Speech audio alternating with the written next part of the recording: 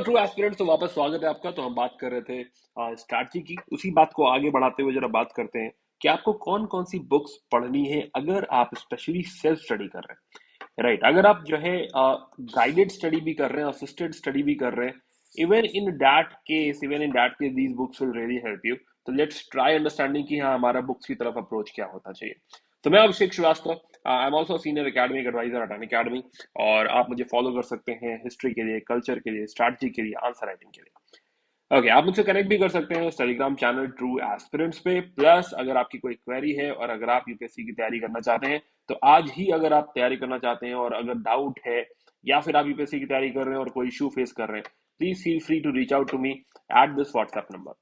चलिए, तो सबसे पहला सवाल उठता है, जो एक कोई भी तैयारी करने जाता है तो पहली चीज जो उससे पूछी जाती है या उसे बताया जाता है कि भाई क्या तुम एनसीईआरटी पढ़ रहे हो, है राइट, है ना। और दूसरा सवाल जो सबसे ज्यादा मैं फेस करता हूँ कि सर जी क्या हमें एनसीईआरटी पढ़नी चाहिए, राइट। देखो, NCERT are definitely great books, है ना, मतलब let's use this word great for them, कि यस, बहुत ही अच्छे से लिखी गई हैं, आपको आपको फाउंडेशन में हेल्प करती हैं, है राइट, है ना, नो डाउट, है ना, कि जो इनिशियल जो अंडरस्टैंडिंग है, राइट, इनिशियल जो यू कैन से इनिशियल जो किक चाहिए प्रिपरेशन को, डेफिनेटली डेफिनेटली जो है एनसीईआरटी उसमें आपको पूरा सपोर्ट प्रोवाइड करती हैं। एंड अगर मान लो let's say coming from technical background, right, coming from technical background, if you are going for geography, right, if you are going for history, तो आपको इनिशियली लगेगा कि ये सब तो मैंने कभी सुना ही नहीं है भाई, ये तो एलियन सब्जेक्ट्स हैं, राइट, बट उसमें आपको एंट्री कराने के लिए एनसीईआरटीज खासा हेल्पफुल है। तो नो डाउट जो है एनसीईआरटीज का रोल है। और अगर एनसीईआरटीज पढ़ ली जाए, मैं ये नहीं कह रहा कि 6 to 12 कैटेगोरिकली सारी की सारी एनसीईआरटीज बैठ के पढ़ डालो, क्योंकि अगर जैसे ही मैं कहूंगा और तुमने अगर ये चालू किया तो तुम इसी लूप में फंसे रह जाओगे, राइट, बिकॉज यहाँ पे कोई बहुत हाई मोटिवेशन नहीं है। दिस ओनली मीन्स कि एनसीईआरटीज से आप थोड़ा सा इनिशियल बेस बनाओ। तो कुछ एनसीईआरटी तो बता रहा हूँ, राइट, वहां से आप मे भी शुरू कर सकते हैं। बट क्या 6 to 12 सारी एनसीईआरटी खरीद के ले आओगे और उसके बाद सब एक एक पढ़ने बैठ जाना है? नहीं नहीं नहीं, ये गलती हमें नहीं करनी है, राइट, भारी मिस्टेक है, राइट। क्यों? क्योंकि जो है ओवरऑल काफी सारी किताबें हैं, आप उसमें फंस जाएंगे और घूमते रह जाएंगे, तो तैयारी कहीं ना कहीं स्टक हो जाएगी अगर आप पूरी तरह से एनसीईआरटी के पीछे पड़ गए। क्या, एक दूसरा सवाल, क्या मैं एनसीईआरटी स्किप कर दूं तब भी चल सकता है? हाँ, ये भी बात ठीक है, राइट। देखो, जब एनसीईआरटी की हेजमनी थी तब वो दौर था जब इतना कंटेंट मार्केट में अवेलेबल नहीं था, इतने सारे टीचर, यूट्यूब वीडियोस वगैरह वगैरह चीजें मार्केट में नहीं थी, है ना, ये सपोर्ट सिस्टम नहीं था। अब फॉर एग्जांपल जैसे कि कोई भी आप अगर असिस्टेड स्टडी कर रहे हैं, राइट, है ना, अगर आप सही जगह पढ़ रहे हैं, तो मोस्टली फॉर एग्जांपल जब मैं मॉडर्न इंडिया का कोर्स पढ़ाता हूँ या आर्ट एंड कल्चर का कोर्स पढ़ाता हूँ या लेट्स से कोई भी जो है अगर मैं कोर्स ले रहा हूँ, तो मैं उसमें एनसीईआरटी जो है इंक्लूड कर देता हूँ कि हाँ, अगर आपने एनसीईआरटी नहीं भी पढ़ी हुई है तो जो भी कोर्स होगा वो बेसिक टू एडवांस होगा, राइट, है ना। तो नहीं भी पढ़ी है तो चलेगा, बट फिर भी अगर ये लगे कि नहीं, ये तो सर के ऊपर से जा रहा है, मुझे तो कुछ भी हवा नहीं लग रही, अंग्रेज इंडिया आए थे मुझे यही नहीं पता, राइट, तो in that case I will also suggest कि हाँ भाई, अगर यहाँ पे भी असिस्टेड स्टडी कर रहे हैं तब भी समझ में नहीं आ रहा, बेस नहीं है, तो भी एनसीईआरटी वापस जाइए। बट असिस्टेड स्टडी में क्योंकि आप ऑलरेडी यहाँ पे अच्छा खासा टाइम इन्वेस्ट कर रहे हैं and there is some expert with you, जिसने सारी चीजें देखी हुई है, पढ़ा हुआ है, उसका क्रक्स जो है निकाला हुआ है, तो इतना परेशान होने की जरूरत नहीं है। आप जो है एनसीईआरटी को स्किप भी कर सकते हैं और सीधे सीधे आप असिस्टेड स्टडी या कोर्सेज की पढ़ाई भी कर सकते हैं।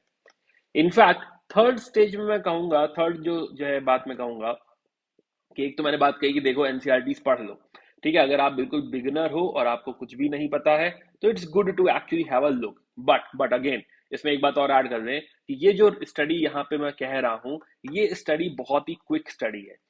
Do not research in NCERTs, ठीक है, कि हाँ भाई एनसीईआरटीज में रिसर्च वगैरह नहीं करनी है ना, समझो कुछ थोड़े से जो है, पहले तो मैं होल्स बता दूं, तो जो है रिसर्च नहीं करनी है, ठीक है। दूसरी चीज, नोट्स नहीं बनाने हैं एनसीईआरटी के, बहुत सारे लोग इसी में खो गए हैं, एनसीईआरटी के नोट्स बनाए जा रहे हैं, राइट, ये सब नोट्स वोट्स नहीं बनाने हैं, राइट, उसमें बहुत ज्यादा हाईलाइट भी नहीं, बट हाँ कुछ इंपॉर्टेंट चीजें हाईलाइट करने को कर सकते हो, राइट, ना नोट्स बनाने हैं, ना माइंड मैप बनाने हैं, ना शॉर्ट नोट्स बनाने हैं, ना ही रिसर्च करना है, ये सारी चीजें एनसीईआरटीज में आपको नहीं करनी है। आपको सिर्फ और सिर्फ एक क्विक रीडिंग करनी है,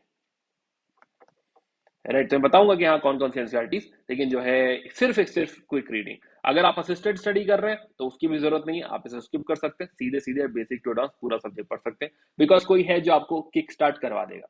तीसरी बात यह है कि हाँ भाई, आप किसी एडवांस बुक के लिए भी जा सकते हैं, राइट, और आपको अगर वो समझ में आ रही है, पीछे से थोड़ा ठीक ठाक बैकग्राउंड है, राइट, इवन देन जो है आप ऐसा भी कर सकते हैं कि सीधे एडवांस बुक पे चले जाएं।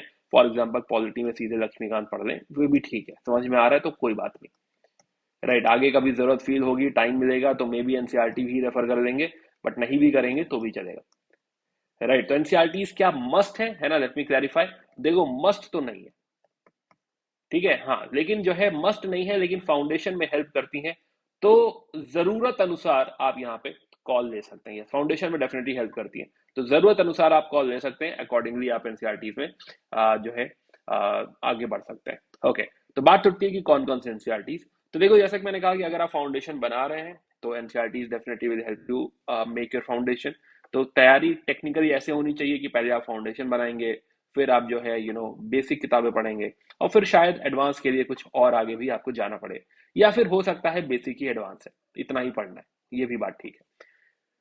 अच्छा, बाय द वे, आप ऐसा भी कर सकते हैं कि ज्योग्राफी में पहले ज्योग्राफी के एनसीईआरटी पढ़ें, फिर बेसिक पढ़ें, फिर एडवांस पढ़ें, या फिर पहले ही सारी एनसीईआरटी देख लें जो भी देखना है, फिर एंड करें और फिर आप आगे बढ़ें, बेसिक की तरफ बढ़ें।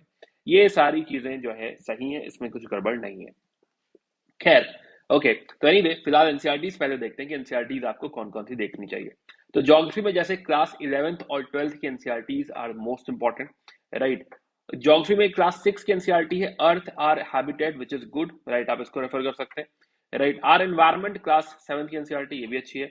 और sources and development geography class 8, ये तीनों सिर्फ एक रीडिंग, क्विक रीडिंग, एंड थोड़ा सा टाइम स्पेंड कर सकते हैं contemporary India class 9th 10th, right, है ना। एंड फाइनली जो 11th 12th वाली एनसीईआरटीज हैं, ये बेसिक किताबें हैं, तो ज्योग्राफी तो देखो यहीं से सॉल्व हो जाता है काफी, राइट। तो यहाँ से थोड़ा बेस बना लिया और फिर 11th 12th की एनसीईआरटी पढ़ ली, इससे ज्यादा बहुत पढ़ने की जरूरत है भी नहीं, right, this is good enough. कि 11th की NCERT fundamentals of physical geography, तो देखिए फिजिकल ज्योग्राफी नहीं पढ़ गया, इंडियन फिजिकल इन्वायरमेंट देखिए क्लास 11th की एनसीईआरटी है, तो आपकी इंडियन इंडियन भी हो गया। Fundamentals of human geography, people and economy, तो इकोनॉमिक ज्योग्राफी, ये सारी चीजें यहीं कवर हो जाएंगी। तो इतना भी अगर आप पढ़ लोगे ज्योग्राफी में तो शायद उससे आगे जाने की जरूरत भी नहीं पड़ेगी, right. Similarly Indian history, Indian history में जो है आप ये क्लास 6 7 8 और क्लास 12 की थीम्स, ये आप जो है रेफर कर सकते हैं, क्विक रीडिंग, राइट, है ना। अब एडवांस बुक्स तो खैर डिफरेंट है इसकी, लेकिन हाँ, यहाँ पे इनकी क्विक रीडिंग आप कर सकते हैं, वन रीडिंग जो है बहुत फास्ट, कि हाँ बस देख लिया स्टोरी क्या है, दैट्स इट, ठीक है, no research, no MCQs. Similarly Indian polity की अगर हम बात करें तो इंडियन पॉलिटी में जो है आपकी ये जो क्लास 11 की एनसीईआरटी है, right, Indian constitution at work, अगर आप एक रीडिंग इसकी कर ले, राइट, क्विक रीडिंग, और भी ज्यादा क्विक रीडिंग डेमोक्रेटिक पॉलिटिक्स और politics in India since independence, this is India since independence, very very helpful, right. तो इसको एक बार थोड़ा सा, इसको यहाँ पे थोड़ा सा टाइम दे सकते हो आप, नो इश्यूज, बट बाकी दोनों क्विक रीडिंग, मेन जो है आपको लक्ष्मीकांत पढ़नी है, राइट, बताऊंगा उसके बारे में। फिलहाल इंडियन इकोनॉमी पे आते हैं, तो इंडियन इकोनॉमी में ये जो मैक्रो इकोनॉमिक्स की बुक है, this is most important, class 12 की मैक्रो इकोनॉमिक्स, आपको इकोनॉमिक्स में अच्छी खासी अंडरस्टैंडिंग इसकी प्रोवाइड करेगा, राइट। उसके अलावा बाकी एनसीईआरटी क्विक रीडिंग आप कर सकते हैं। मैक्रो में मैं कहूंगा क्विक ना करें, थोड़ा सा टाइम दें, राइट, समझें कि कॉन्सेप्ट क्या है, नेशनल इनकम भी क्या है, जो है पेमेंट बैलेंस और पेमेंट एक्सेट्रा, जो भी चीजें जो है यहाँ पे मैक्रो में दी गई है, राइट, मैं कहूंगा थोड़ा सा टाइम दीजिए उस पर, एंड आरबीआई की मॉनेटरी पॉलिसी वगैरह समझिए यहाँ पे।